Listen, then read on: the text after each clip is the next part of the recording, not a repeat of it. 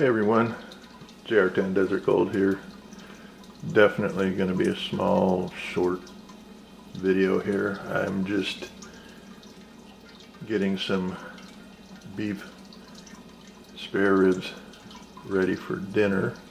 I thought I'd introduce you to the technique of sous vide. I don't know if a lot of you guys are familiar with sous vide, but if ever you want to have the most tender, juiciest, fall off the bone beef ribs, you got to give sous vide a try. I've got the water bath set up at about 140 degrees right now, and it's been actually cooking overnight, so we're heading into about 15 hours here. So you're gonna have to, allocate a time frame, because this method of cooking is slow and low, so kind of like smoking a pork butt or something like that, only this is done in a different medium. Anyway, I'm getting ready to pull these out, and I'll continue as they are ready to get seared. Okay, so I've pulled them out of the bath, the rack of ribs out of the bath, and we're gonna take them out of the food saver bag that we sous vide them in, and we'll go to the next step. The cool thing about sous vide is that, unlike braising or slow cooking in a crock pot or some of the other slow cooking methods, with sous vide you put your meat in a sealed bag and you slow cook it in a water bath, a heated water bath, and the only things that are in contact with the meat are the seasonings that you put in prior to sealing it, and then the juices and fats from the meat itself. So you're not getting any extra outside influences on the meat like marinades, or unless you put them in intentionally. But you get the true flavors of the meat when you cook it this way. So I will get this squared away, and then we'll show you what's next.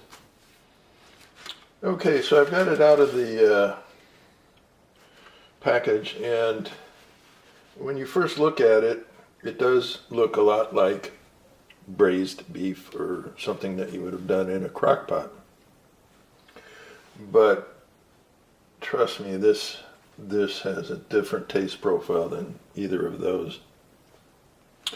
The only thing I did prior to putting the rib rack in the bag was to put some salt, pepper, and garlic on it. Very simple, very straightforward. With beef, I always like to be, conservative, if you want to say. Salt, pepper, simple, just simple. And let the beef flavors come through and not be overwhelmed by a whole lot of different extra flavors. Now, when you look at this doesn't look very appetizing, because it's just like boiled beef. It looks like it anyway. But we're going to take care of that. Now, we're going to sear the ribs and get that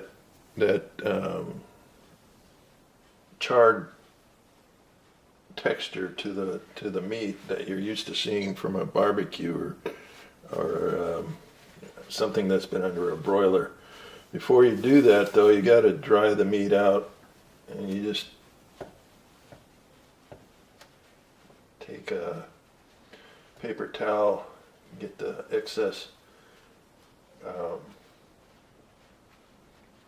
moisture off of it, and then we are going to Oh, I wish you guys could smell this thing, man. I mean, it smells so good.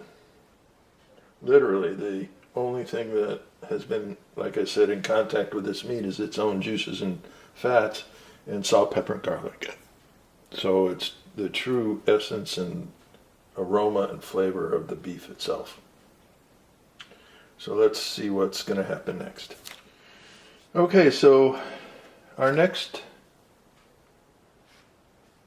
challenge is to get a nice char on these ribs so that they're not only visually appealing, but they also will pick up an extra taste profile from the charring. So how do we do that? Well, there's a couple of ways you can do this. You can put it under the broiler and get it charred that way. Unfortunately, that will also cook the meat further at a different temperature, and I'm not in favor of that.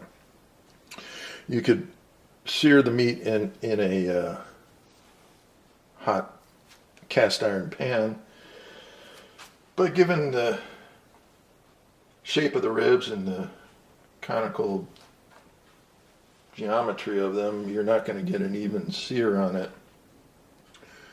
So the method that I like to choose and is most effective is, yeah, you guessed it, blowtorch time. So let's go see how this works out.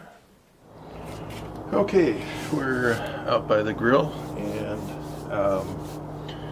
I've always been tempted to do this inside in the oven with the blowtorch, but I think my wife would probably use the torch on me if she found out. So we're out here with the Weber, and get the ribs.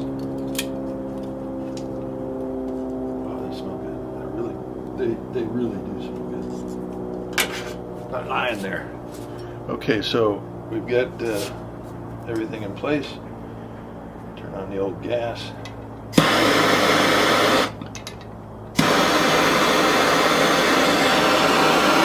And you just sear the meat.